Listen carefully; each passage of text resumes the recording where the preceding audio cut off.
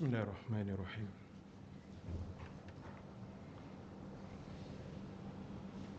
Assalamualaikum warahmatullahi wabarakatuh. Al-Fatihah. A'udzu billahi minasyaitonir rajim. Bismillahirrahmanirrahim. Alhamdulillahirabbil alamin. Ar-Rahmanir-Rahim. Maliki yaumiddin. Iyyaka na'budu wa iyyaka nasta'in. Ihdinas siratal mustaqim. Siratal ladzina an'amta 'alaihim ghairil maghdubi 'alaihim waladdallin. Amin. Alhamdulillahi rabbil alamin.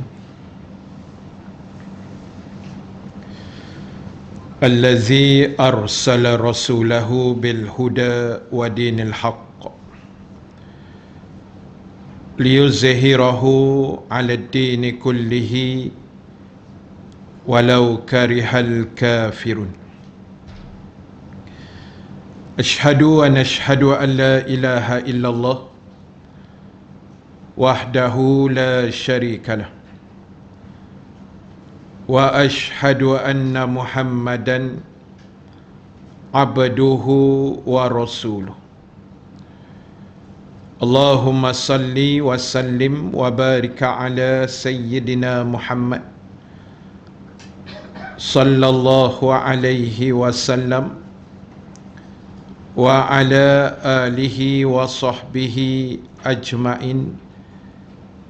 Amma ba'd. Muslimin dan muslimat, hadirin hadirat yang dirahmati Allah Subhanahu wa ta'ala sekalian. Alhamdulillah ta'ala, kita memanjatkan setinggi kesyukuran kehadrat Allah Subhanahu wa ta'ala. Dengan keizinan daripadanya kita dapat sama-sama dipertemukan sekali lagi pada pagi ini, walaupun ada sedikit pertukaran jadualnya. Mudah-mudahan pertemuan kita mendapat kebaikan, rahmat dan juga keampunan daripada Allah Subhanahu wa ta'ala, insya-Allah. Terima kasih semua yang bersama di dalam Dewan Fatimatuz Zahra pada pagi ini, dan semua yang menonton live pada pagi ini, terima kasih. Dan jangan lupa pakat-pakat share. Mudah-mudahan lebih ramai lagi sahabat kita di luar sana yang dapat bersama dengan kita semua, insya-Allah. Muslimin dan muslimat, insya-Allah pada pagi ini seperti biasa kita akan menyambung kembali perbahasan kita menggunakan kitab Al-Azkar, dan kita sambung bacaan pada fasal yang ke-46 di dalam kitab pada muka surat 744. Kitab hijau lah, kitab lama. Kitab ibu-ibu 602 603 602 603. Oh, ada dua jenis kitab. Tak apalah, mana-mana pun boleh. Baik. Jadi yang penting fasal 46. Itu yang paling penting. Muka surat berapa tak kisah. Ya. Jumpa nak. Okey. Bismillahirrahmanirrahim. Dimakruhkan, maknanya makruh ni tidak digalakkan lah, ataupun dielak-elakkan. Memperdalam pembicaraan secara bertele-tele. Bertele-tele. Okey. Betul bunyi dia, tele. Tahu kampung saya panggil tele lah. Bertele-tele. Dengan memaksakan diri menggunakan sajak, fasahat. Fasahat ni macam kalam yang berbunga-bunga lah. Macam tu lah, lebih kurang tak, bahasa Arab lah. Serta kalam ataupun perkataan yang dibuat-buat kerana ingin meniru orang yang fasih dan indah dalam berbicara. Semua yang tersebut adalah satu pemaksaan yang tercela. Baik, itu satu bab lah. Maknanya pagi ni kita tengok dalam Islam ni rupa-rupanya ada juga kita panggil peringatan ataupun aturan. Kalau kita nak bercakap dengan manusia, jangan sampai istilahnya bertele-tele lah. Tele ni macam dia nak menunggu noktah dia tu lambat. Dia berpusing. Orang tanya pukul berapa sampai, dia jawab tadi keluar rumah pukul 7. Lepas tu pergi bus stop, tunggu bas pula nombor pelik sekian-sekian. Lepas tu naik duduk kursi belakang sekali. Tu jenis tele tu. Tak, dia entah ke mana-mana melarat. Berjela-jela. Lebih kurang macam tu lah. Tapi kalau tempat saya panggil tele lah, jenis tele. Tele ni jenis cakap dia menyambung-nyambung. Lepas tu kita nak menunggu tu boleh tidur dulu lah. Kan, boleh lena dulu. Jenis gitu tak. Cakap dia melarat-larat tak ke mana hala. Dia punya notah tak sampai-sampai. Dia koma je, bahaya tak kalau koma ni. Kan, dia tak jumpa notah. Jadi dalam Islam tak payahlah cakap bertele-tele, berjela-jela, melarat-larat macam tu sampai orang menunggu penat. Itu satu bab tele lah. Satu lagi yang dimaksudkan dalam kitab ni juga ialah bercakap dengan bahasa yang berbunga-bunga sangat. Guna bahasa metafora lah, pandemik lah, apa binatang pun tak tahu kan. Bahasa yang pelik-pelik. Bahasa yang tinggi sangat macam orang sastra lah. Bahasa sastra. Tak payahlah sebab kita ni orang awam je. Itu makna tele tadi. Maknanya elakkan supaya yalah, satu, buang-buang masa kan. Cakap jela-jela tak tahu apa hala tuju ni. Jadi bahasa mudah dia straight to the point je. Itu lebih senang. Contoh pengumuman besok ada kuliah ustaz sekian-sekian. Udah. Jangan sementara nak menyampaikan ada kuliah tu tak ke mana hala berpusing-pusing lah. Jadi panjang lah. Itu Islam tidak menggalakkan. Itu satu bab. Dan demikian pula dimakruhkan ketika berbicara dengan orang awam menggunakan bahasa yang sulit difahami oleh mereka. Tetapi sepatutnya ketika berbicara dengan orang awam itu menggunakan bahasa yang dapat langsung difahami dan tidak memberatkan. Inilah sebenarnya yang saya cuba mempraktikkan sejak mula-mula berceramah 23 tahun dulu. Yang dipesan oleh kekanda saya, alhamdulillah, dia kata kalau kau nak ceramah dekat orang, bagi orang faham, guna bahasa yang mudah. Dan kalau ada bahasa-bahasa yang memerlukan huraian, huraikan. Contoh macam kita sebut tadi, fasahah. Apa benda fasahah tu? Huraikan. Contoh kita guna perkataan Nabi Adam itu digelar sebagai Abal Bashar. Huraikan Abal Bashar tu apa? Bukan semua orang tahu. Abal Bashar tu makna bapa segala manusia. Macam itulah. Jadi, dan kita guna tu bahasa yang standard biasa yang orang mudah faham. Betul lah bab kata pepatah Melayu, masuk kandang kambing mengembek. Masuk kandang apa lagi? Lembu lembu dia jadi apa? Menguap. Bukan mengembu lah. Kalau masuk kandang rimau mengucap lah tak? Itu ceritanya. Jadi tengok lokasi, tengok situasi, tengok keadaan. Kalau kita kuliah macam ni standard, tu bahasa kita simple-simple, biasa-biasa lah. Kalau kita pergi ceramah dijemput kuliah di sekolah rendah, tu lain pula. Cara nak berkomunikatnya kena dua hala pula. Tak boleh kita bersyarah sorang-sorang macam orang dewasa. Kan nanti 10 minit diorang dah panjat meja dah. Budak-budak. Dia pula bersyarah lebih hebat daripada kita kan. Jadi itu dipanggil skill komunikasi. Jadi penulis kitab ni kata, kalau kita bercakap dengan orang awam pun jangan guna bahasa yang susah difahami. Kan? Cakap yang mudah, yang senang. Kalau kita pergi kampung tu orang dia orang Jawa umpamanya, kita reti cakap Jawa, guna bahasa dialek mereka. Itu lebih mudah. Kan? Macam saya kadang-kadang lah, tapi jarang berlaku lah. Kadang-kadang dijemput ceramah di Negeri Sembilan umpamanya. Jarang lah. Dulu-dulu ada. Jadi kita cakap Minang sikit. Macam tu lah. Kan? Sebab saya boleh bercakap Minang. Minang Negeri Sembilan sikit. Minang Kabau yang tu pun boleh juga.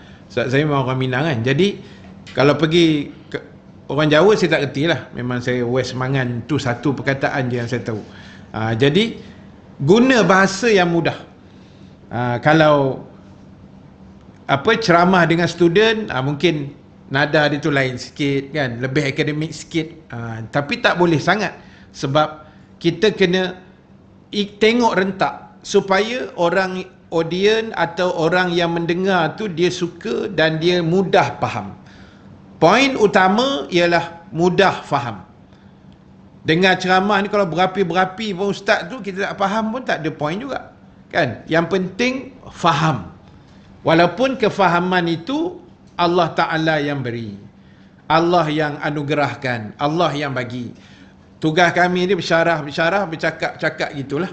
Tak kita buka minda manusia insya-Allah. Jadi dia kata jangan guna bahasa yang tak boleh difahami. Ataupun kadang-kadang macam saya sebut dululah, butiran perkataan yang kita lepaskan itu kadang-kadang dia macam meleret-leret juga. Dia tidak keluar sebiji-sebiji, seketul-seketul, sebutir-sebutir. Jadi orang nak faham tu susah. Kadang-kadang kita dengar orang cakap tapi macam kena letak telinga tak? Apa benda dia ni cakap? Tak faham sangat. Jadi bila tak faham tu dia akan menimbul masalah.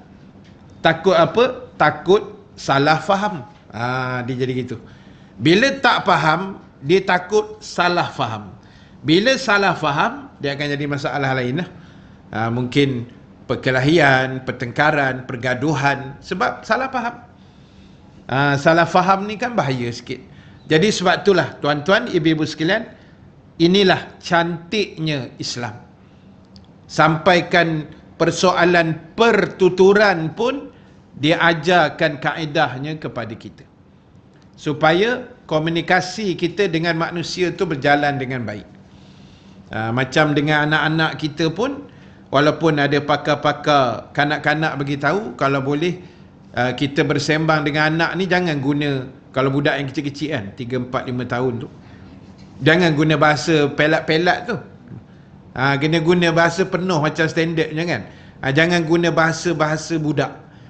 Sebab itu mungkin melambatkan proses komunikasi dan seumpamanya lah. Jadi itu pun ada dipesan kepada kita. Baik, hadis daripada Abdullah bin Amru bin Al-As radhiyallahu anhu bahawasanya Rasulullah sallallahu alaihi wasallam telah bersabda, innallaha yubghidul baligha minar rijali allazi yatakhallala bilisanihi kama tatakhallalul baqarah.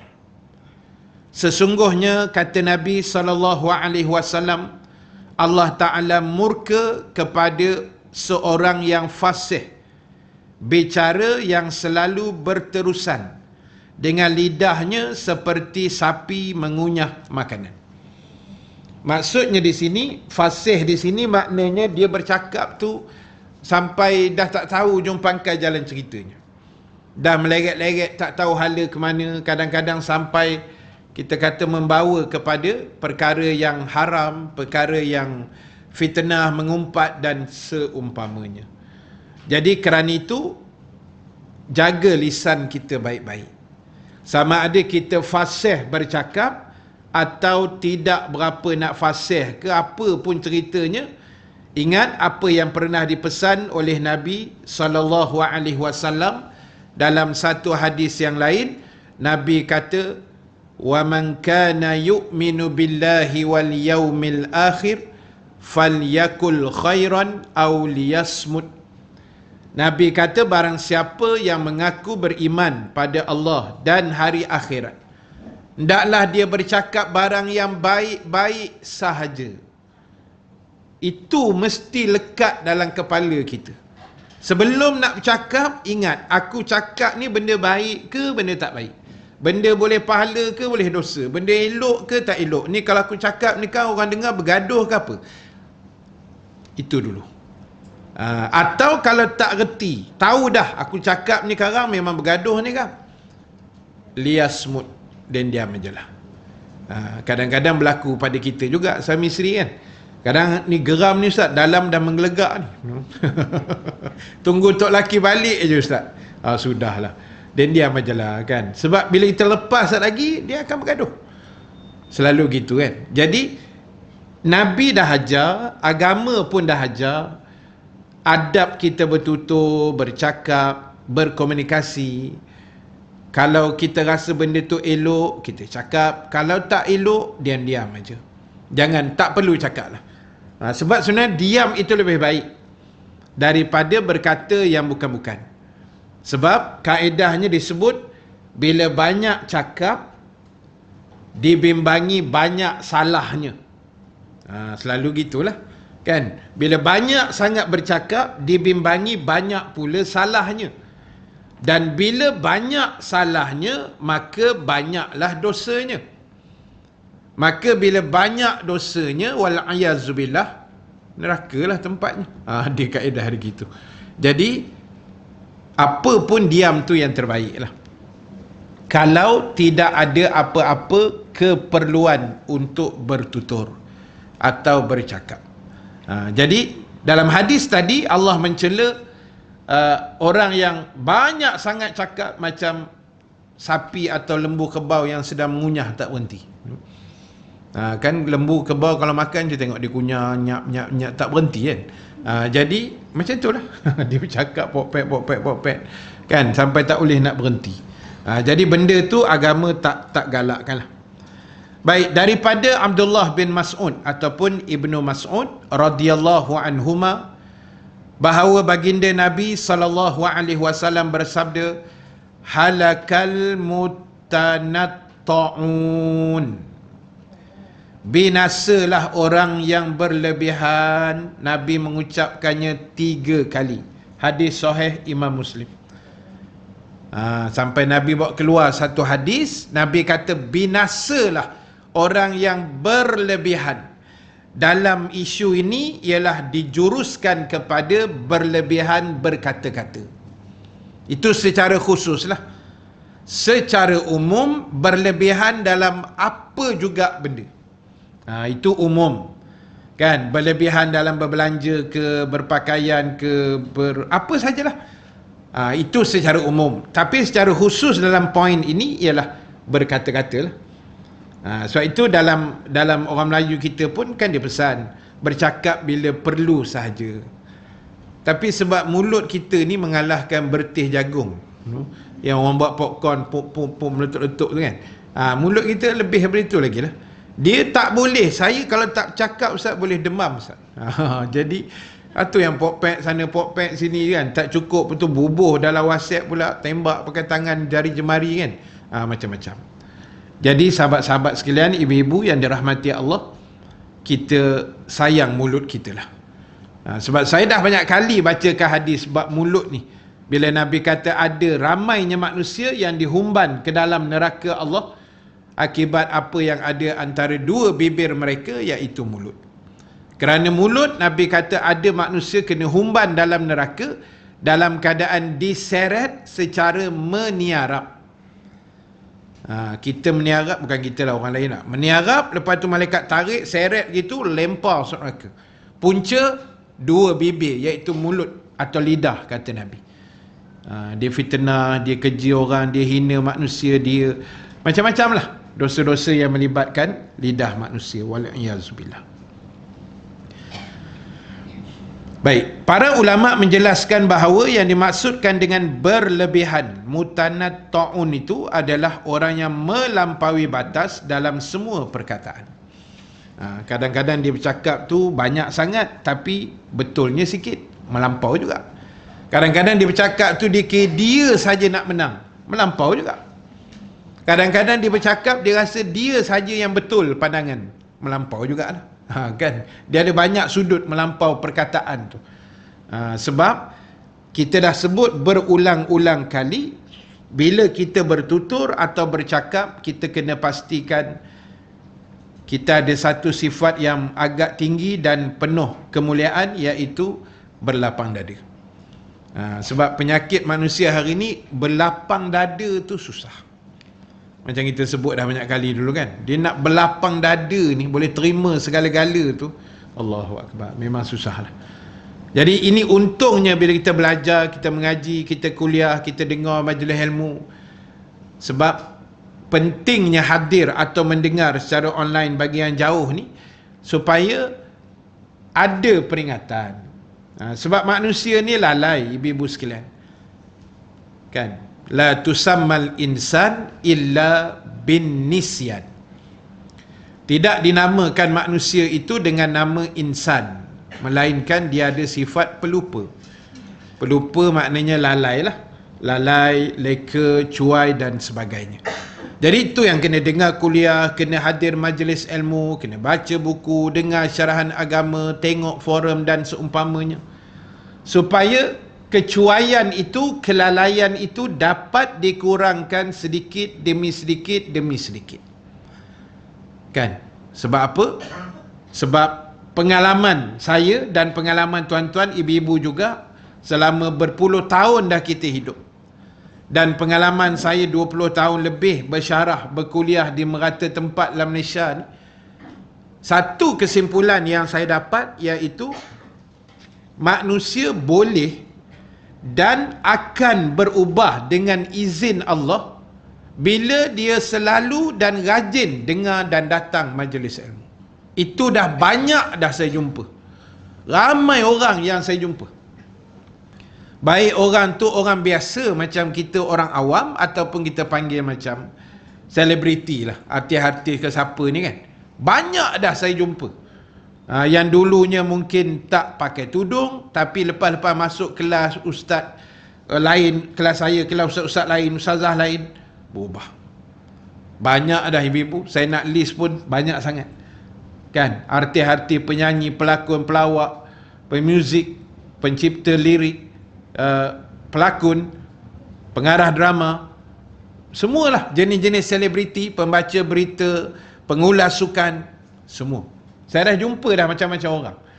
Tapi hebatnya diorang ni rajin datang masjid. Dalam sibuk berkarya, berlakon apa semua tak. Mereka juga berusaha, kita tak kata diorang jahat, tapi mereka juga berusaha nak sama macam orang lain. Datang kuliah, ada masa tak ada syuting, mereka datang duduk depan kita dengar kuliah. Saya dah banyak jumpa. Dan mereka ni pula jenis kebanyakannya jenis friendly, jenis baik lah. Boleh menyembang, boleh melawak, boleh bergurau, mesra. Banyak dah saya jumpa. Dan mereka berubah ke arah yang lebih baik. Itu yang kita suka. Kan? Itu poin penting bila manusia dengar kuliah-kuliah agama. InsyaAllah itulah ruang dia nak berubah. Cuma kadang-kadang turning point dia nak berubah tu tak tentulah. Itu Allah yang bagilah. Kadang-kadang asbabnya begini, kadang-kadang asbabnya begini. Dia tak tentu kan. Tapi banyak dah saya jumpa yang tak pernah semayang pun dulu ada, dengar kuliah terus semayang 5 waktu di masjid pun ada juga. Yang dulu tak pakai tudung, lepas tu pakai tudung, lepas tu tanggai pula balik, pun ada juga. Macam-macam lah. Kan? Kita doakan yang baik-baik tak. Jadi nak sebut penting. Cuma sebab tu bila kita bersyarah, bila kita bercakap ni, biar perkataan kita tu simple. Macam saya selalu sebut lah, saya kalau tapi benda ni saya selalu guna dalam khutbah Jumaat. Bila saya dijemput menyampaikan khutbah Jumaat ke apa semua, tapi selalu khutbah Jumaat. Kalau khutbah raya tu dia panjang sikit kan. Khutbah Jumaat ni saya selalu guna konsep double S, dia panggil 2S, iaitu sharp and short. Saya kalau khutbah Jumaat saya memang sharp and short. Ibaratnya pendek tapi padat. Macam tu. Sebab khutbah ni kita kena ingat, itu waktu yang orang senang lena. khutbah Jumaat. Termasuk saya sendiri kalau saya tak berkhutbah. Kan kita pergi semayang lepas tu dan automatik mengantuk kan. Bila khatib ittaqullah je kita pun ittaqullah macam tu kan. Memang gugur syahid fi sabilillah. Jadi masa tu kita kena grab betul-betul. Dan dia tak boleh berjela sebab Selangor ni kerja hari Jumaat. Tapi cuma sekarang ni sebab waktu dah awal kan. Pukul 1:05 dah Zuhur. Jadi adalah boleh lajak sikit khutbah tu panjang sikit. Tapi khutbah ni dia kena pam 2-3 poin saja sudah cukup. Kan? Yang penting ringkas tapi padat. Kan? Simple. Contoh ginilah. Dalam Islam kita ada undang-undang yang disusun oleh Allah, namanya hudud, qisas dan ta'zir. Full stop. Apa itu hudud? Cerita sikit. Contohnya kerat tangan pencuri, pukul orang yang minum arak apa semua, rejam sampai mati kalau dah kahwin. Simple, jangan melarat-larat banyak-banyak. Itu maksud sharp and short dah. Supaya orang dengar pun okey, dia boleh angguk, dia boleh faham. Pendek-pendek. Sebab musim sekarang ni orang tak larat dah dengar kuliah berjala-jala. Kan? Sampai 2-3 jam tak lalu kan. Sejam pun orang dah pecah peluh walaupun duduk dalam aircon. Lamanya ustaz ni ceramah, bila nak habis 14 kali menguap dah. Tak habis-habis juga. Contoh tak. Jadi orang sekarang ni suka tengok video pendek. Macam contoh dalam TikTok kan. Video pendek. TikTok ni paling tinggi 3 minit video dia. Paling tinggi. Itu pun pada saya lama dah. Saya punya video semua seminit. Kecuali kalau ada saya menghuraikan contoh macam saya hurai kaedah semayang gerhana, itu panjang sikit lah 3 minit kan. Sebab kita nak penuhkan huraian tu. Tapi kalau simple-simple memang seminit je saya buat. Kadang-kadang tak sampai. Sebab itu lebih pada saya lah. Itu lebih orang tengok pun senang, cepat dan orang akan ingat. Itu teknik-teknik pula kan. Jadi sebab itu Nabi dah pesan jangan berlebihan dalam berbicara. Jangan menunjuk kita tahu semua bebannya orang pun tak boleh juga. Macam orang lain tak tahu apa benda. Kan? Sebut je tempat ni semua kita tahu. Kedai ni, saya dulu biasa ustaz. Saya dengan tokeh tu kancing.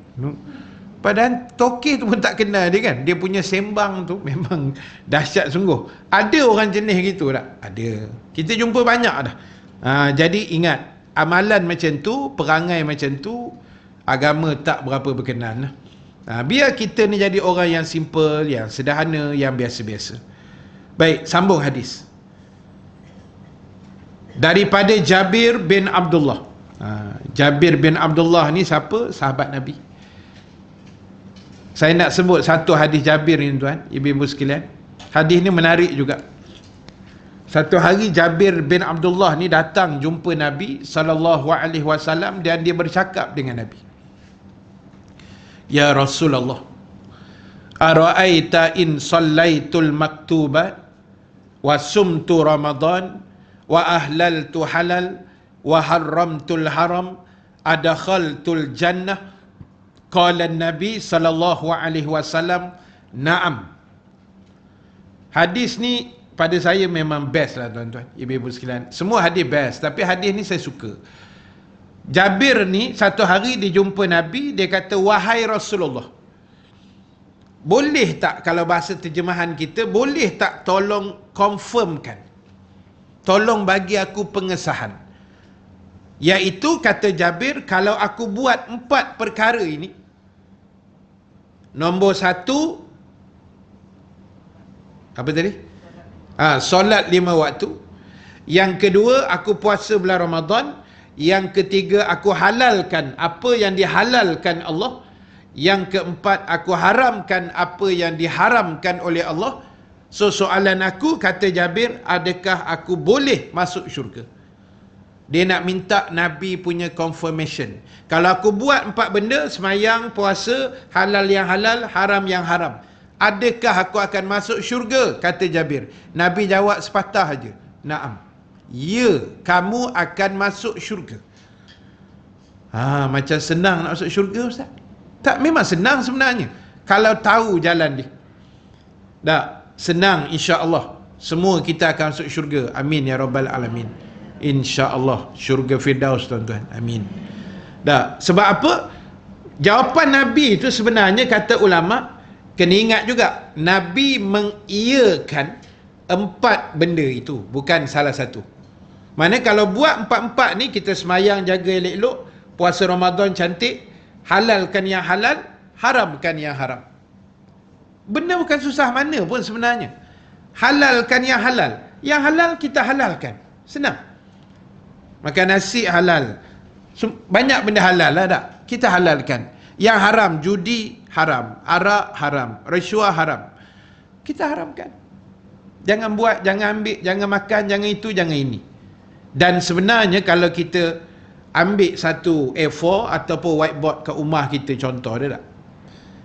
Cuba kita list yang boleh, yang tak boleh dalam Islam. Yang ataupun kita kata yang halal, yang haram. Sebenarnya haram tu tak banyak mana pun sebenarnya. Yang tak boleh tu sebenarnya tak banyak mana pun berbanding yang boleh. Tapi manusia memang macam itulah. Yang tak boleh tu dia nak buatnya. Orang Arab sebut apa? An-nasu harisun ala ma muni'a. Manusia ni dia suka buat yang orang tak bagi buat. Itu penyakit manusia. Jadi yang boleh ni kita buatlah. Banyak yang boleh berbanding yang tak boleh. Yang tak boleh makan babi, contoh. Tersebut itu pula dulu. Contoh.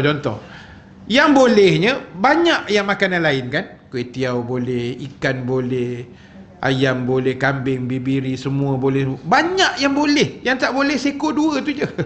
Kan? Yang kalut sangat pasal binatang tu kenapa? Tak. Yang tak boleh makan rasuah, ambil rasuah. Banyak benda lain yang boleh.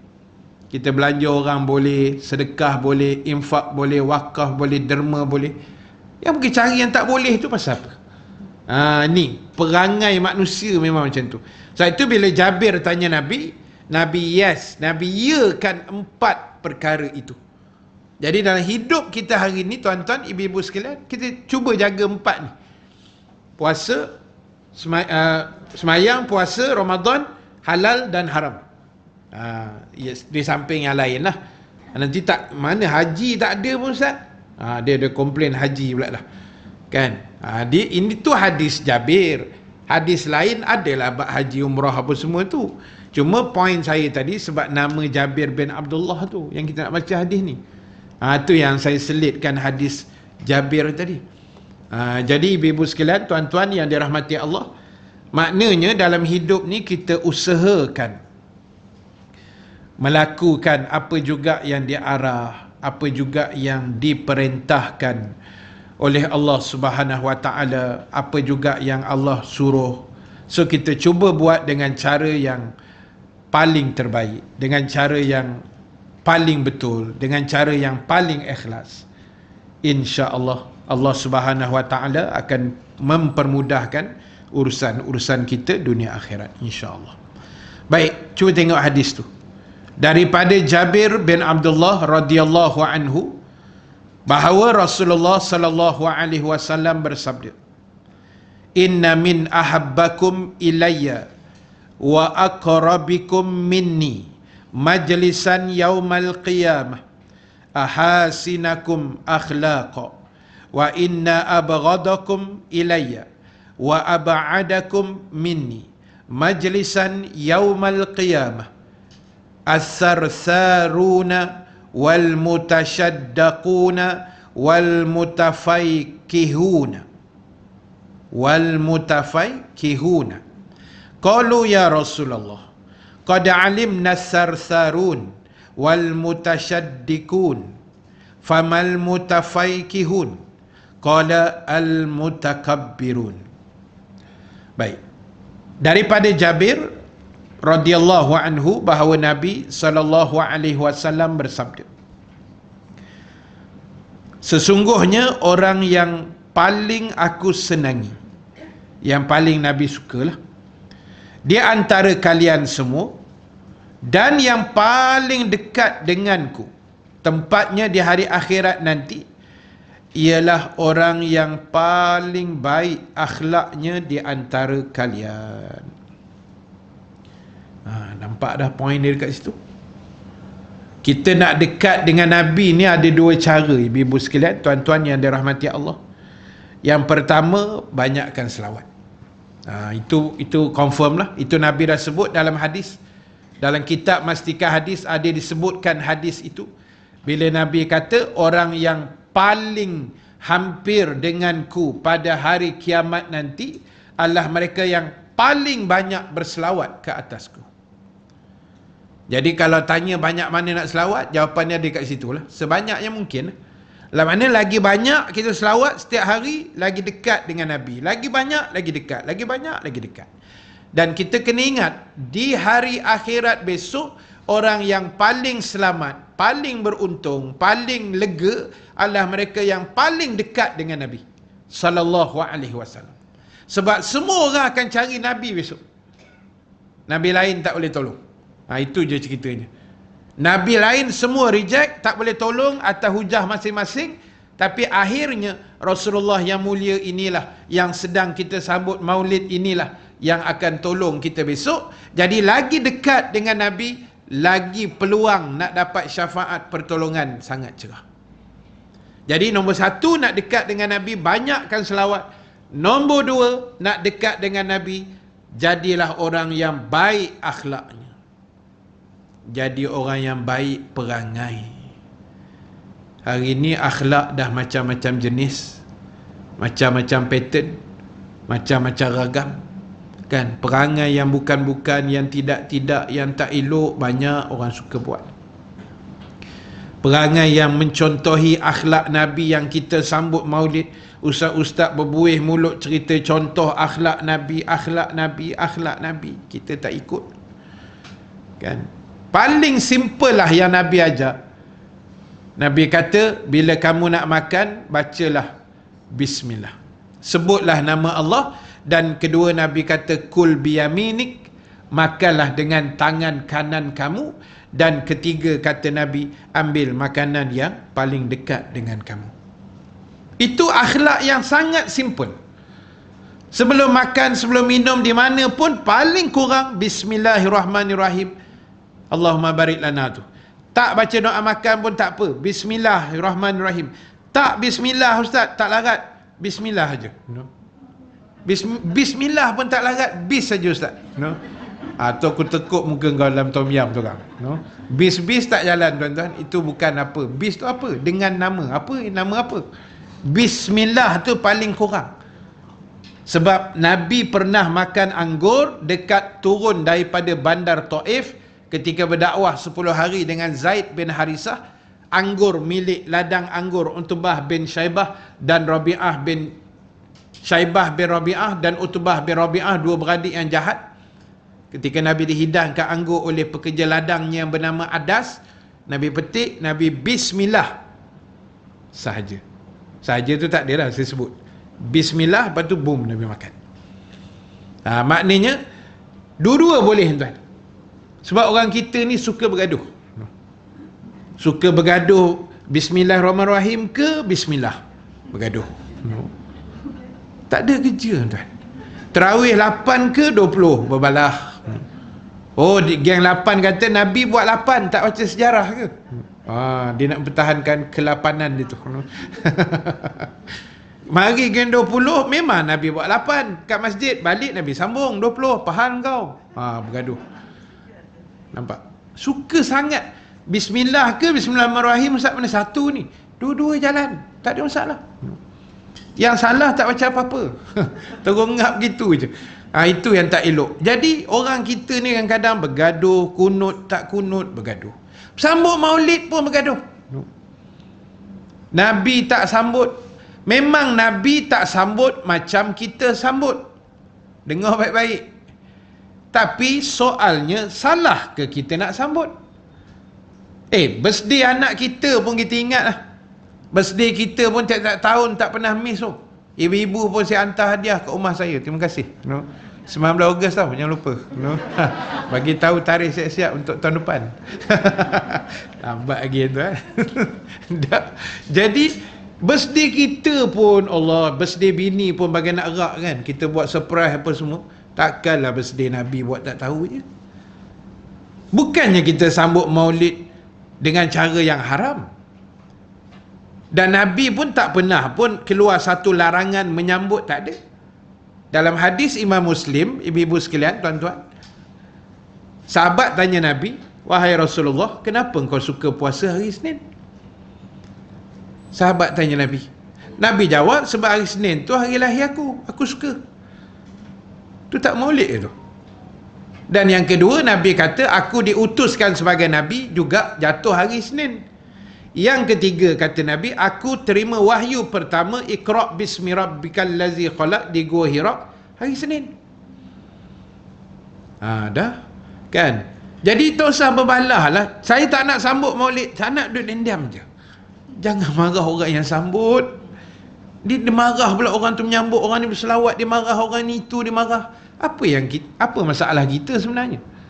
Sedangkan orang yang menyambut tu semua buat benda-benda yang elok.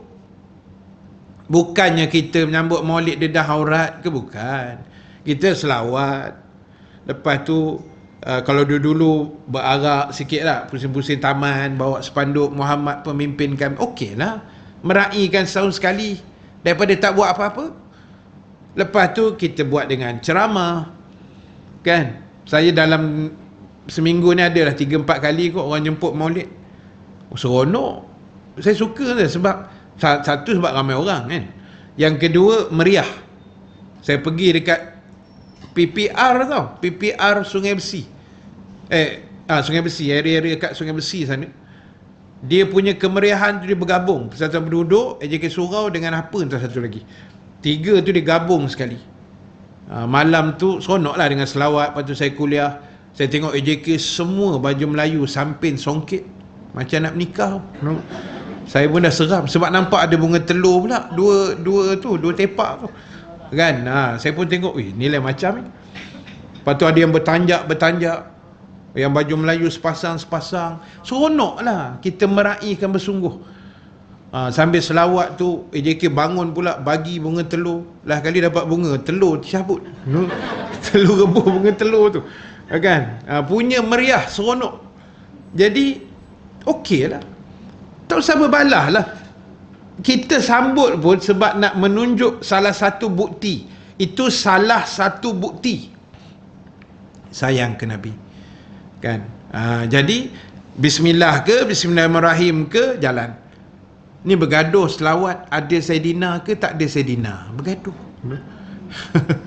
Ada tak dengar cerita tu? Dah. Saidina pun bagus, rasa nak cepat, tak ada Saidina, tak apalah. Allahumma salli ala Muhammad. Nabi dengar tu, jalan. Tak payah bergaduh. Sebab masa kita banyak habis bergaduh yang tu je. Yang musuh kat luar dah menghuru-harakan umat Islam. Yang kita bergaduh sama sendiri. Bila nak siap? Tengok macam mana Barat dapat masuk dekat Riyadh tu. Cuba tengok. Tengok tak video kat Riyadh tu? Ibu-ibu memang baca Quran saja ke? Tak tengok apa benda pun. Baguslah nak murid kat sini, wali-wali semua ni. Tak tahu apa benda pun berlaku kat luar sana. Kan dekat Riyadh tu yang berjoget-joget tu. Tengok. Tak tengok, alhamdulillah. Yang mana dah tertengok tu istighfar je lah, kan. Dia gini. Saya sebab benda tu lalu dekat wall kita, Facebook, dekat TikTok, berlambat minggu lepas ni. Keluar semua. Dengan satu kawasan yang sangat luas, kan. Dia punya raja kan dah open, kononnya dah open. Dia bagi wanita boleh drive kereta, kan. Sebelum ni tak boleh. Lepas tu sekarang dia dah bagi. Lepas tu dia open dengan konsert. Tahun lepas lagi dengan K-pop apa, tahun lepas dah.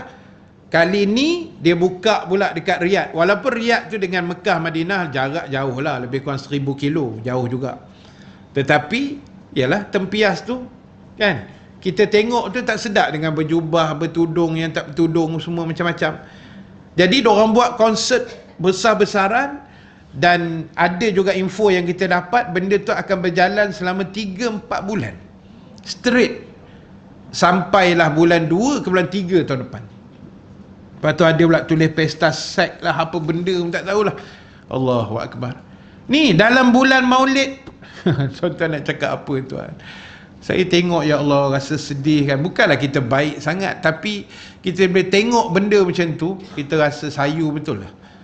Dalam bulan Maulid Rasul, orang selawat, dia berjoget kat situ.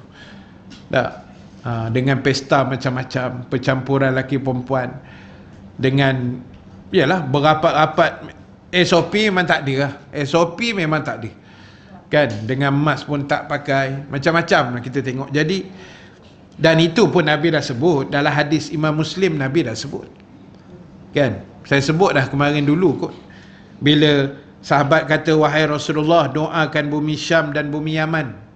Nabi tadah tangan, ya Allah, kata Nabi, berkatilah penduduk Syam dan penduduk Yaman. Lepas tu ada seorang sahabat kata, wahai Rasulullah, doakan bumi Najat sekali yang kita tengah pijak ni. Bumi Najat dia panggil, kawasan tu dia panggil Najat.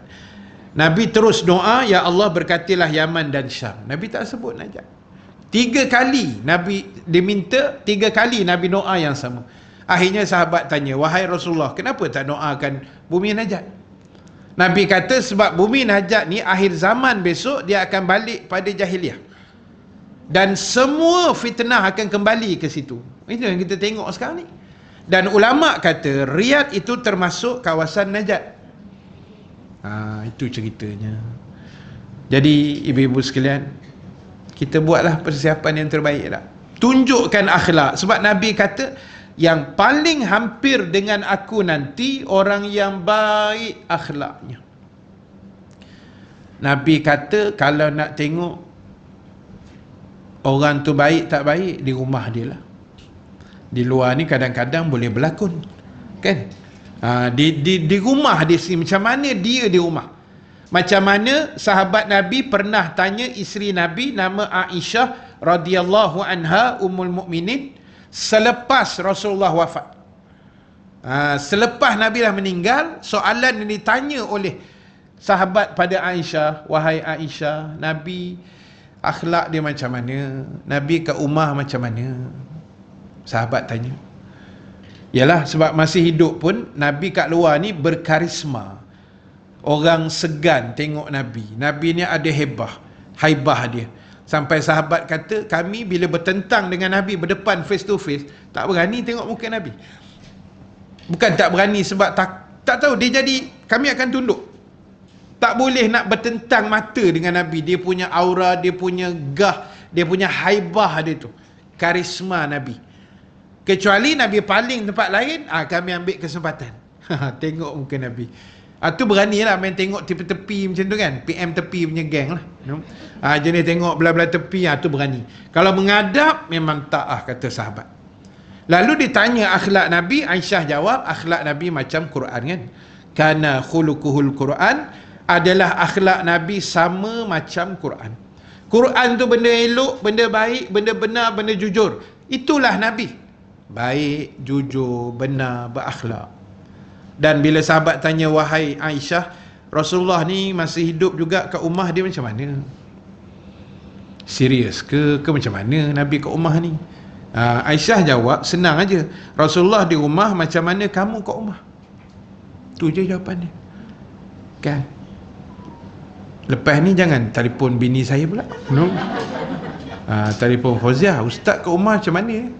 Jangan bocor rahsia nanti. Kan? Dekat rumah ni dia takkan sama lah macam kat luar lah. Kat rumah ni kita bergurau, kita berguling dengan anak lah, semua main lompat sana, terajang sini. Jadi budak-budak lah kita kat rumah. Kat rumah kita jenis kat rumah. Bila luar ada sarung jubah macam ni, jadi ustaz lah. Kat rumah dia tak apa nak start sangat. Dia gitu. Kan? Sebab Nabi kata, nak tahu orang tu baik ke tidak, bermula dari rumah. Dia dengan anak bini dia macam mana, dengan jiran dia macam mana, dengan mertua dia macam mana, kalau dah bercucu, cucu dia macam mana. Kan?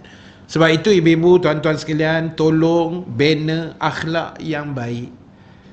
Sebab tujuan utama Rasulullah dikirimkan ke bumi, memperbaiki akhlak manusia, nak baiki perangai manusia. Jadi saya cakap terang-terang lah, ibu-ibu sekalian, tuan-tuan, tak ada ruginya kita jadi orang baik. Walaupun mungkin orang tak suka kita, orang menyampah dengan kita, kan? Sebab manusia ni dia, ibu-ibu sekalian, macam-macam jenis. Ada satu orang dia WhatsApp kat saya, Saya pun tak kenal siapa, mungkin dia dapat nombor dalam online kuliah-kuliah macam ni lah.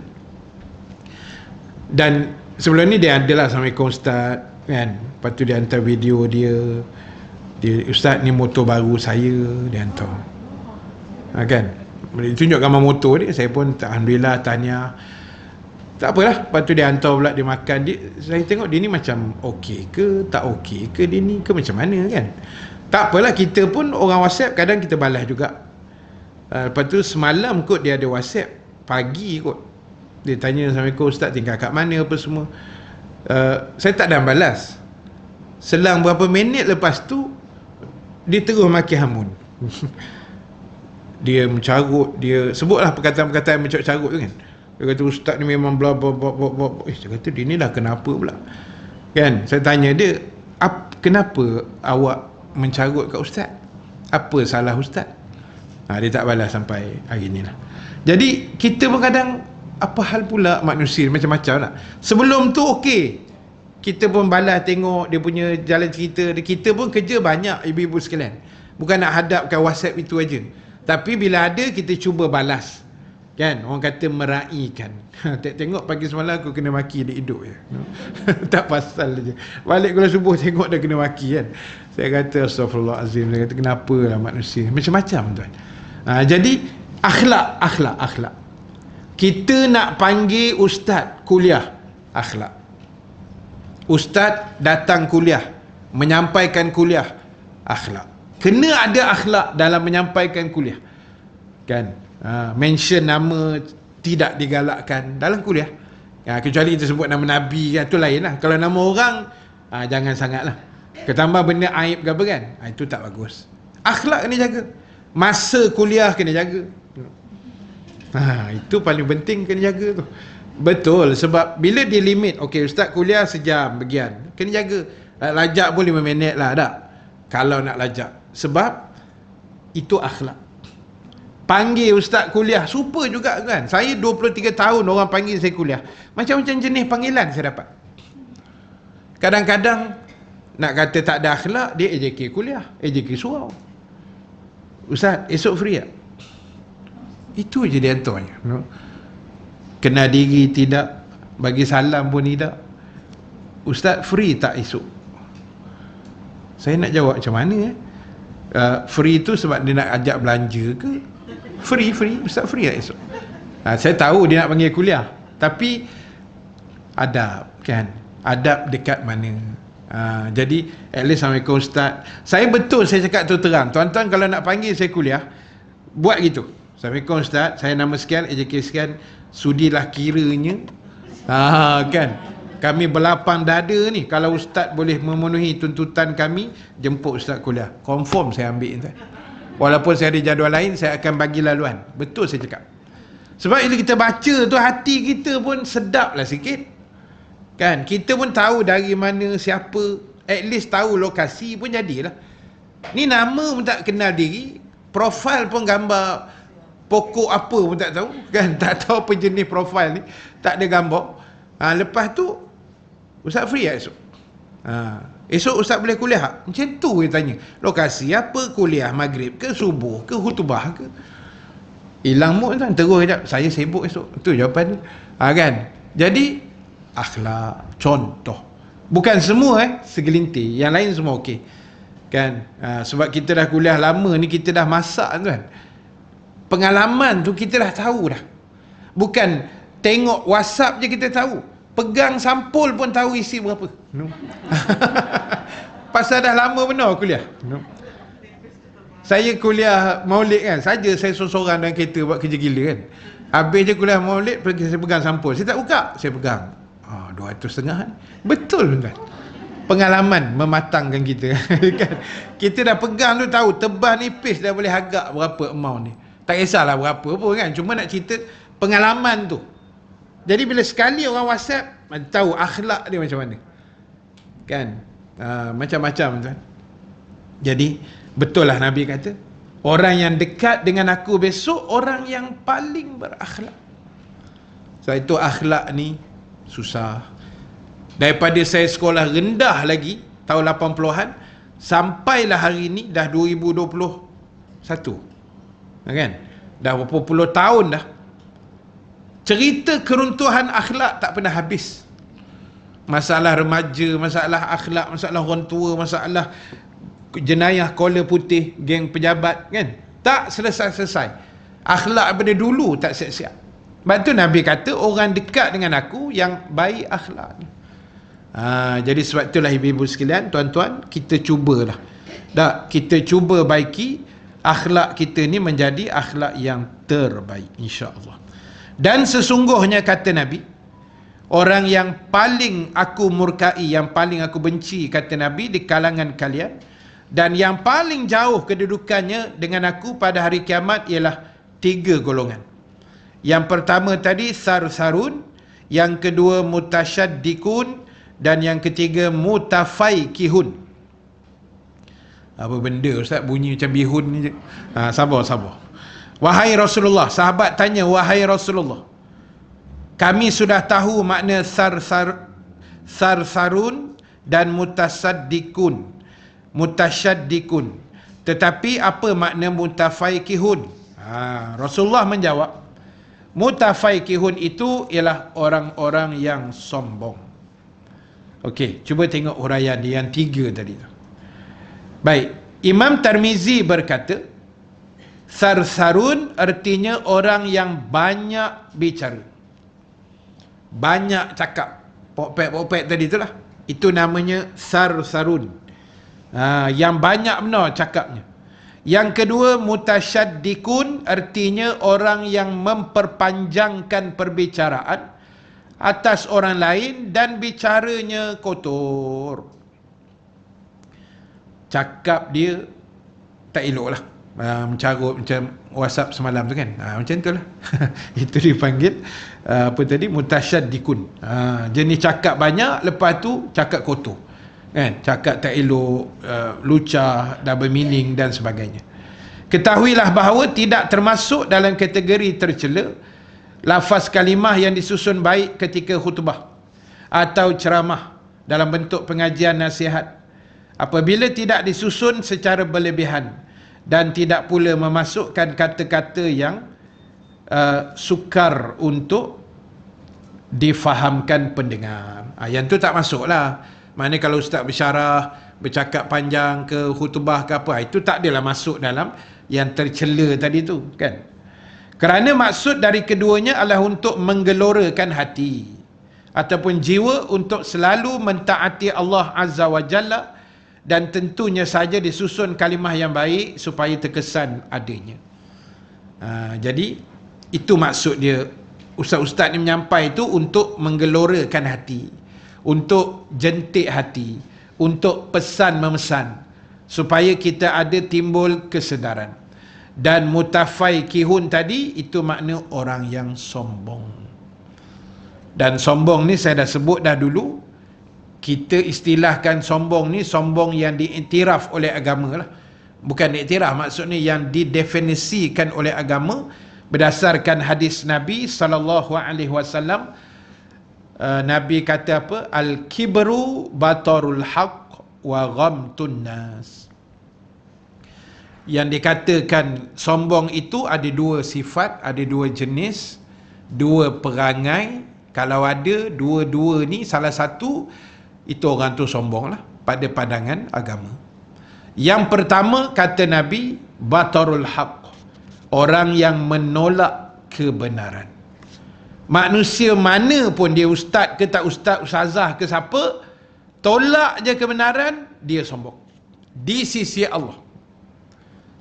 Sebab itu kebenaran jangan ditolak. Nanti orang tanya pula, apa benda kebenaran tu ustaz? Allah jawab dalam Quran, wa qulil haqqu mir rabbikum. Apa sahaja yang datang dari Tuhan kamu, itulah namanya kebenaran. Al-haq. Arab sebut al-haq, kebenaran. Apa sahaja yang datang dari Tuhan kamu, itulah kebenaran. Apa yang datang dari Tuhan? Quran, wahyu, nabi-nabi, itu semua Allah buat turun. Itu kita tolak semua tu, itu namanya orang yang sombong. Dan yang kedua, kriteria orang sombong, kata Nabi, wa ghamtun nas, orang yang suka menghina manusia yang lain. suka hina orang tak masal ni jangan. Tapi poin dia jangan hina lah. Tak, jangan hina. Kita doa je yang baik-baik. Orang tu teruk macam mana pun kita doakan dia. Kan? Sebab bila hina ni maknanya kita rasa kita lebih hebat daripada dia lah. Sedangkan kita tak tahu orang yang kita hina tu, entah dia lebih bagus bacaan Quran dia daripada kita, entah dia lebih banyak baca Quran, entah dia rajin selawat daripada kita. Kan? Kita kena andai begitulah. Jadi jangan hina manusia, jangan kutuk orang tak ketahuan ni, sebab itu masuk dalam level-level kategori orang yang sombong. Jadi sebab itulah tuan-tuan, ibu-ibu, sahabat-sahabat yang dirahmati Allah, untuk kami para asatizah ni memang kena cakap banyak, sebab kita nak bagi peringatan, kita nak bagi nasihat, kita nak bagi kesedaran. Untuk saya juga, untuk kami juga yang bercakap, kan? Sebab itu semua orang kena ada akhlak yang baik. Semua orang mesti menunjukkan satu teladan yang terbaik, akhlak yang terbaik, budi pekerti yang baik. Sebab itu akan menjuruskan kita kepada rahmat Allah dan menjuruskan kita dekat dengan baginda Nabi sallallahu alaihi wasallam. Sebab kerinduan saya, tuan-tuan, ibu-ibu pun saya rasa sama kot, membuat-buat kita nak pergi ke tanah suci ni, kan? Walaupun dah dibuka, saya tak pastilah yang pergi-pergi ni. Ustaz Hasmak pun pergi semalam, dah sampai Madinah. Jadi tak tahulah visa umrah ke visa bisnes ke, saya tak pasti yang tu. Saya tak tahu visa umrah dah keluar ke belum sebenarnya, kan? SOP dia apa, budak boleh pergi ke, berapa tahun ke atas ke bawah ke, saya tak tahu. Ke saya terlepas pandang ke, saya tak pasti. Tapi apa pun, kerinduan tu memang membuat-buat lah. Sebab tu saya dalam seminggu ni saya sebut 2-3 tempat dah. Pagi-pagi macam ni pukul 10 dah lepas dah lah. Pukul 10 je saya akan buka YouTube, saya akan buka Makkah live, saya akan tengok live solat subuh dari Masjidil Haram, sebab diorang dah tak berjarak apa semua kan, dah rapat semua elok, cuma pakai mask saja. Dan setiap pagi saya akan tengok yang tu pukul 10, buka YouTube, type Makkah live atau Madinah live, melepaskan kerinduan kita. Sebab saya pun dapat daripada 3-4 hari lepas berturut-turut sampailah pagi Jumaat baru ni, imam yang saya suka, Syekh Bandar Al-Balilah. Nama dia Syekh Bandar Al-Balilah. Jadi kalau ibu-ibu Google atau YouTube boleh cari nama tu. Sebab dia baca, yalah Imam Mekah ni semua sedap, tapi Bandar Balilah ni dia baca tu macam mirip-mirip bunyi Melayu sikit. Dia macam dayu-dayu tu tiun Melayu punya. Sedap. Memang sedap. Saya suka. Ibu-ibu suka tak suka saya tak tahulah, tapi sebab Imam Mekah ni banyak kan, tapi semua sedap. Cuma Bandar Balilah ni sejak beberapa tahun dulu dia mula naik jadi imam besar di Masjidil Haram ni, dia baca tu lenggok dia tu bunyi Melayu lah, sedap, lembut, dan kalau kita ikut tu senang nak ikut. Dia tak kasar sangat, dia memang lembut lah, memang sedap kan. Syekh Bandar Al-Balilah. Jadi tengok tu orang kata nak melepaskan kerinduan. Kita nak pergi pun tak tahu bila kan, mungkin hujung tahun, mungkin paling awal pun tahun depan, dah tenang-tenang sikit kita pergi lah. InsyaAllah kita doa yang terbaik, sebab lama dah tak pergi kan, lama sangat dah rasanya kita tak tawaf di sana. Jadi insyaAllah ada rezeki kita akan pergilah, mudah-mudahan, amin ya rabbal alamin kan. Walaupun ada cerita baru ni air zam-zam tak boleh bawa balik kan, yang viral tu. Jadi ada sahabat Mekah beritahu, dia kata sebenarnya sejak Covid tahun lepas memang air zam-zam tak boleh bawa balik. Tetapi ada pula riwayat lain pula. Dia ada banyak riwayat kan. Kan? Ada pula riwayat lain, kalau dari airport Madinah boleh. Daripada airport Madinah, ada makcik mana tahu dia komen kat dalam tu, dia kata dia balik pada Madinah boleh. Airport baru Jeddah tu yang tak boleh. Wallahu ta'ala a'lam. Tapi ada logiknya juga. Sebab kadang-kadang Arab ni dia panggil undang-undang tu ikut suka hati dia.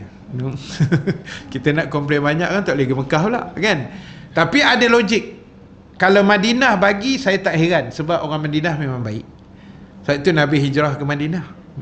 Orang Mekah kan kasar. Cuba ibu-ibu sekali try beza airport Mekah dengan airport Madinah. Jauh beza, takkan sama punya. Airport Mekah ni di lambung kita punya beg, kita hanya baca Yasin aja menunggu beg tu jatuh. Ya Allah, beg aku ni dalam tu dah dengan patung unta berjoget untuk cucu kan. Dia boleh lambung ikut suka dia. Dia tak peduli, dia dah tag tu dia baling ikut suka je. Dengan tong zam-zam sekali hanyut kan. Tapi kalau Madinah ni saya tengok lembut, dia pun ra'i kita elok kan. Mekah ni ya Allah, memang Abu Jahal sungguh lah. Memang kasar sungguh. Kita nak beli pun menawar di Mekah, tak layan dia. Kau nak beli tak mau belah, dia kata. Madinah boleh tawar macam dekat Petaling Street tu. Boleh tawar menawar kan. Dia pun mau juga tawar menawar. Mekah ni kan salam. Maknanya perangai itu kan, lama dulu tu ada sampai hari ni.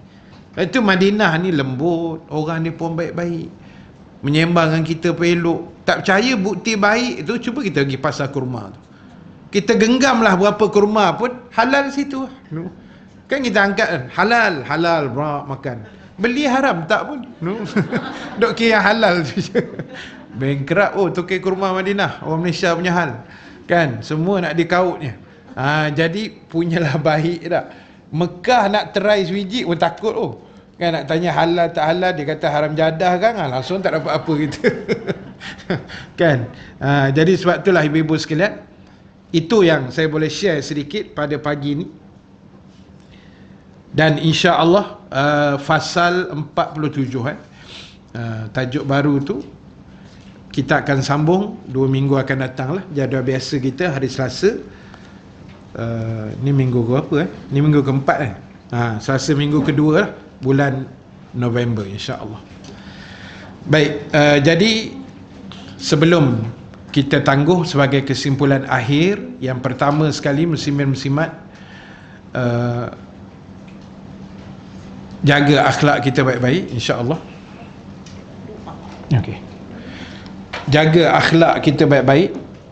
Yang kedua, kita tunjukkan kecintaan kita kepada baginda Nabi sallallahu alaihi wasallam dengan sebaik mungkin kan, bukti-bukti kita sayang ke Nabi dan sebagainya. Dan yang ketiga, kita doakan apa pun yang kita buat biarlah ikhlas dan Allah Subhanahu wa taala akan beri rahmat pada kita insya-Allah. Amin ya rabbal alamin.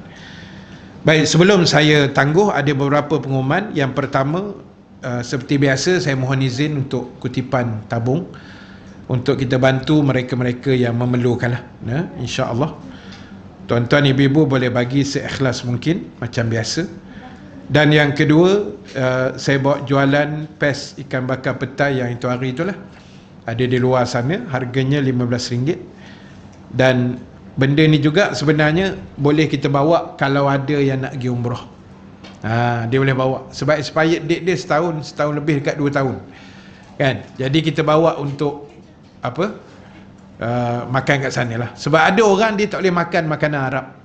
Dia perut Melayu memang masalah. Kan? Dia pergi mana pun dia kira nak nasi lemak tu lah. Kan? Jadi bila ada sambal petai ni, kok-kok boleh buka selera sikit tak? Macam musim haji kan, kita bawa serunding, bawa sambal itulah ini, sambal hitam, sambal putih, sambal hijau, semua kita bawa. Kan? Orang Melayu buat makan dia memang ni sikit. Dia memang jaga sungguh. Jadi sambal petai tu ada kat luar, kalau siapa nak test, nak beli boleh lah. Kan? Cara dia mudah je, koyak, tuang, makan je. Nak tuang dalam kuali panas-panas boleh, gaul dengan ikan ke apa, suka hatilah. Baik.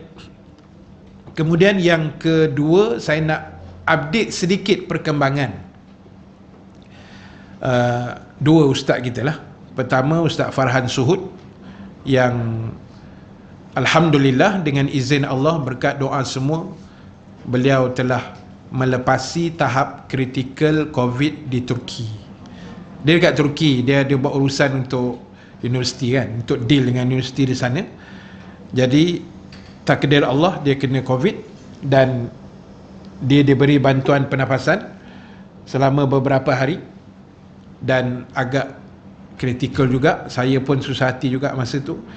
Jadi yang terbaru 2-3 hari lepas dah diupdate, dia kata dia telah melepasilah saat itu dan kembali stabil. Cuma adalah organ-organ dalaman dia tu yang agak sakit lagi kan. Dia pun ada masalah lain juga. Jadi kita doa yang terbaik. Dia akan balik pada 3 November saya rasa. Sebab dia kena kuarantin pula 14 hari. Selepas sembuh tu, selepas dah ni, dia kena 14 hari pula kuarantin. Jadi kita doakan yang terbaik buat ustaz-ustaz kita lah. Dan yang kedua, saya ada nampak tabung Ustaz Mat Cina kat belakang tu. Ustaz Mat Cina pun, tadi pun saya dapat info daripada abang saya. Info tu juga daripada Ustaz Mat Cina sebenarnya, tapi anak dia yang tulis sebab mata dia dua-dua dah tak nampak. Dia ada pendarahan di mata, tapi sebab Ustaz Mat Cina ni dia ada kencing manis juga. Kencing manis dia agak tinggi. Jadi biasalah kalau kencing manis ni dia akan lagi ke mata kan. Jadi kita risau juga. Dan WhatsApp yang berjela saya baca tadi, itu katanya anak dia yang tulis. Maknanya apa WhatsApp pun dia tak boleh baca lah. Tak berapa nampak katanya begitu. Dua-dua mata dia ada macam pendarahan sikit. Jadi kita bantulah beliau dari sudut kewangan dan dari sudut doa juga. Mudah-mudahan Allah beri kesembuhan, insya-Allah. Baik, ada hajat untuk kita doakan. Ditulis ini bagi akak saudaranya Cik Faridah binti Khamis di Singapura yang diuji dengan kanser last stage. Maknanya stage 4 kot no, last stage ni. Mudah-mudahan segera sembuh lah, insya-Allah. Kita doakan sebentar lagi. Dan kita doakan juga sahabat saya lah, rakan sekolah saya yang masih koma lagi dekat hospital di Kajang akibat darah beku di kepala, dan doktor operation dia baru ni, tapi nampak keadaan tu tak stabil lagi, kritikal. Walaupun paru-paru dia okey, buah pinggang dia okey, doktor pun sedang mengesan apa sebenarnya, sebab bila bagi susu pun dia muntah balik, dan semalam pun banyak juga darah yang keluar lah. Jadi kawan sekolah saya dengan kawan sekolah sahabat saya dalam ni, Jamilah, jadi classmate kami lah. Jadi malam tadi pun kita ada buat baca Yasin. Kemarin malam Jumaat pun kita ada buat Yasin juga. Jadi kita doakan yang terbaik buat semua yang sedang sakit lah, termasuk COVID dan sebagainya. Mudah-mudahan Allah Ta'ala berikan kesembuhan pada mereka dan kesabaran pada waris. Dan mudah-mudahan kesakitan ini ataupun ujian sakit ini menjadi kafarah dosa buat mereka lah, insya-Allah. Amin ya rabbal alamin. Al-Fatihah. A'udzubillahi minasyaitonirrajim. Bismillahirrahmanirrahim. Alhamdulillahi rabbil alamin. Arrahmanirrahim. Maliki yaumiddin. Iyyaka na'budu wa iyyaka nasta'in. Ihdinas siratal mustaqim. Siratal ladzina an'amta 'alaihim ghairil maghdubi 'alaihim waladdallin. Bismillahirrahmanirrahim. Alhamdulillahi rabbil alamin. Wassalatu wassalamu ala asyrafil anbiya'i wal mursalin sayyidina Muhammad wa ala alihi wa sahbihi ajma'in. Allahumma ja'al jam'ana haza jam'an marhuma wa tafarruqana min ba'dihi tafarruqan ma'suma wa la taj'alillahumma fina syaqiyan wa la mahruman wa la matruda. Ya Allah, Tuhan kami, berkatilah pertemuan kami pada pagi ini ya Allah, dan berkatilah juga perpisahan sementara kami selepas daripada ini ya Allah. Ya Allah, Tuhan kami, ampunkan dosa kedua ibu bapa kami ya Allah, dosa mertua kami ya Allah, adik-beradik kami, saudara mara kami, sahabat handai kami ya Allah, dosa jiran-jiran tetangga kami ya Allah, dosa para alim ulama, tuan-tuan guru, para asatizah kami ya Allah, dan dosa seluruh umat Nabi Muhammad sallallahu alaihi wasallam. Ya Allah, Tuhan kami, berilah kesembuhan pada mereka yang sedang sakit ya Allah, khususnya kepada Cik Faridah binti Khamis yang menghidapi kanser, ya Allah. Juga sahabat kami Muhammad Fadil bin Abdul Wahab yang sedang koma buat masa ini, ya Allah. Mudah-mudahan kau sembuhkan mereka berdua dengan segera dan berikan kebaikan kepada mereka, ampunkan dosa-dosa mereka, ya Allah. Jadikanlah kesakitan itu juga buat pengajaran pada kami yang masih hidup ini, ya Allah. Dan berilah keampunan buat mereka, ya Allah, ya Arhamar Rahimin. Ya Allah Tuhan kami, Engkau angkatlah COVID-19 di atas muka bumi ini, ya Allah. Dan permudahkanlah urusan kami untuk menunaikan haji dan umrah pada masa yang terdekat ini, ya Allah. Rabbana alaika tawakkalna wa ilaika anabna wa ilaikal masir. Rabbana atina fid dunya hasanah wa fil akhirati hasanatan wa qina azaban nar. Wa sallallahu ala sayyidina Muhammad wa ala alihi wa sahbihi wa baraka wa sallam. Walhamdulillahi rabbil alamin. Assalamualaikum warahmatullahi wabarakatuh.